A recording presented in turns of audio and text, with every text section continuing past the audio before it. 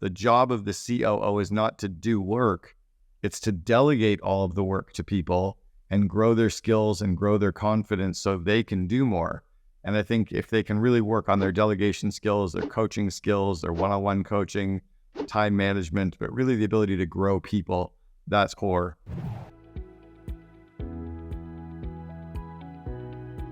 Yeah, I guess the big thing that I noticed with the COO Alliance was there were a lot of groups and mastermind communities for the entrepreneur, for the CEO, but there was nowhere for their second in command. And it's almost like in growing a traditional family with a husband and wife, if there were lots of groups for women, but there was nowhere for the men to go to grow their skills, to grow their communication, to grow their confidence, to grow their network, we're only helping one half of the family. And to raise a really good family, you want to help the wife and the husband. In growing an amazing company, you need to grow the skills and the confidence and the connections of the CEO, but also of their COO. So we started the COO Alliance for that reason. We have 3 core measurements that we look at to track the success of the COO Alliance. The first is we use the Net Promoter Score. So every single monthly event and at our 2 in-person events annually, we ask all of the attendees on a scale of 1 to 10, how enthusiastically would you recommend the COO Alliance?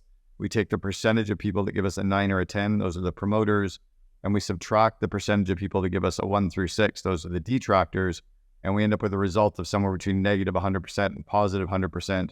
The goal for us is to always end up at greater than 70%. According to the Net Promoter Score group, if you're greater than 50, you're considered world-class, but we always want to be 70% or greater. At our event last month, we ended up at 92% positive Net Promoter Score. So that's the first thing. Second thing that we track is our renewal percentage, and we look at the percentage of our members that are renewing every year. And then the third is our referrals and trying to activate our members and their CEOs that are typically paying the bills to activate more referrals. But those are the 3 data points that we look at for member engagement and member satisfaction.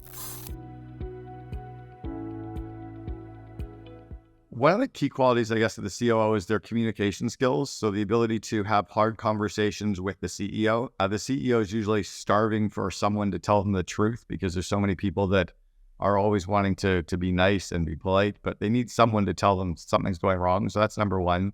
Number 2 is the ability to delegate and grow people. The job of the COO is not to do work. It's to delegate all of the work to people and grow their skills and grow their confidence so they can do more.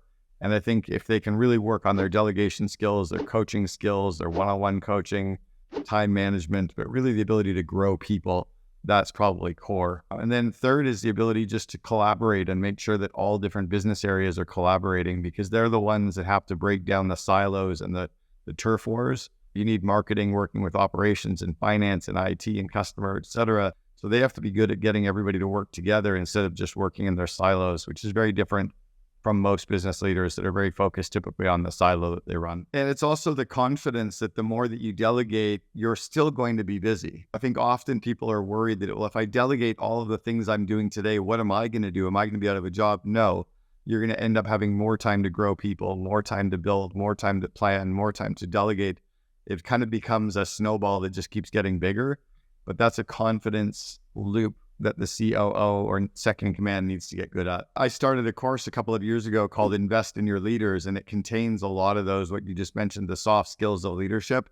I think so often people get very good at running their functional area or they get really good at running their company, but they don't get training in a lot of the soft skills until typically they're in a much bigger organization, a company that might have a learning department or a really big HR department. Usually if you're in a company of 500 or more people, they tend to have management training programs, but often for the smaller and mid-sized companies, there's no real management training. So they need to go outside for that. That was the reason I even started the Invest in Your Leaders course. I think there's a couple things that have really changed. One is the ability to hire and almost the necessity to hire people globally. Only in the last 5 or 7 years have we really started, and then really during the pandemic, did we really start to outsource and offshore so many functions. And I think the COO needs to be very, very good at helping the team and helping the company hire people that are based globally. That's number 1 for sure. Number 2 is the actual leverage of technology. I mean, we've been leveraging technology since 1997, 98, and then really through the rise of the first .com era. So we've been using a lot of the tech stack for 22 years. Adapting to AI hasn't been that hard for anybody that's really good with tech skills or that is a really good operational leader. So I'd actually place that in the number 2 position over being able to hire and build global teams. I think that's probably the biggest thing that is separating the ability for companies to scale quickly, because it allows you to have more gross margin. It allows you to actually deploy more people. And if you hire all these people, but you can't lead them and you can't manage them and you can't get results because they're global, then you're really dead in the water. So I think that's probably become the core skill that every COO needs to be good at. Right. I think great companies were already starting to hire remotely. It was really popularized in Tim Ferriss's book, The 4-Hour Workweek, which came out in 2008. And the ability to hire via Olance and eDesk, and then hire Fiverr and et cetera, kind of all these different firms. And then now there's these kind of outsourcing and outplacement firms all over the world that you can hire, that can hire people for you. That really started, again, probably 7 or 8 years ago, but COVID really opened it up, because now if a company that was based in Kansas City, they didn't have to hire people based in Kansas City. They could hire in Miami. They could hire based in Seattle. Oh, they could hire based in Bulgaria. And all of a sudden they were starting to hire people more globally because of the post-pandemic. And now it's just full force where everyone's doing it. I had a company that I was coaching a couple of years ago. This was actually during the pandemic. They were based in Indianapolis in the United States, and they lost one of their higher level managers to a company based in Luxembourg. And the CEO's like, where the hell is Luxembourg? I've been to Luxembourg. So I had to explain to him, he's like, how can a company based in Luxembourg hire someone based in Ohio?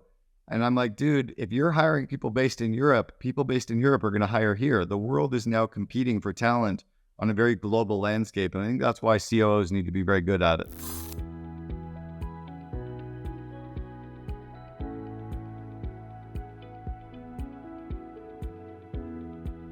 Well, the first thing is we try to listen to our members and find out what they're looking to learn and where they're looking to improve. So that's number 1. Second is we try to make sure that the content that we deliver is industry agnostic. So we're never teaching someone how to run a manufacturing company.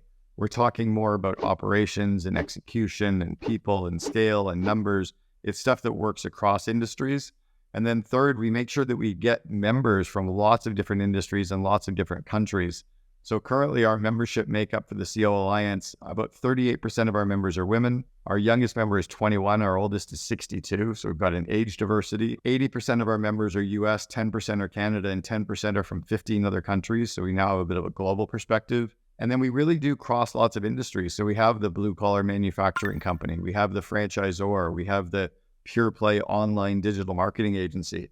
So because we have all these different industries and the cross sections and the age demographics, I think we're really busting through that. And then I've also been in so many of these mastermind communities for the entrepreneur that I tend to look for thought leaders that I think are going to work across lots of industries too. We don't try to go after just one vertical. The 3 core kind of strategies or mindsets that I have every leader go into are these 3. Number 1 is the leader's core job is to grow people. So our job is to grow their skills and their confidence and their connections so that anyone that works for us can do more. That's number 1. Number 2, our job is to get results through people, right? So again, it's not to do work, it's to get results through people. And if we show up with that mindset that our job is to get results through these people and to grow their skills, confidence, and connections, it reframes what we're doing on a day-to-day basis. And then number 3, and possibly most important, I flip the org chart upside down. So we have the CEO and the COO at the bottom supporting the VPs, who are supporting the managers, who are supporting the employees, who are supporting the customers, almost like an inverted pyramid.